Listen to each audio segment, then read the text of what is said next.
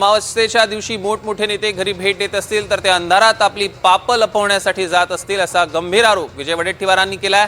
तर जे भेटलेत त्यांची चौकशी करण्याची देखील मागणी केली आहे।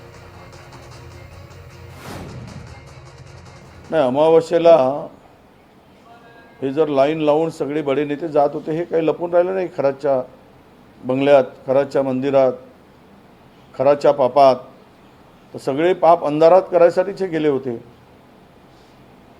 कारण अमावस्येला अंधार असतो, अंधारात आपलं पाप झाकावं, आपलं पाप धुवावं, आपल्या पापाचं पाप करता यावं, यासाठी हे सगळे गेले।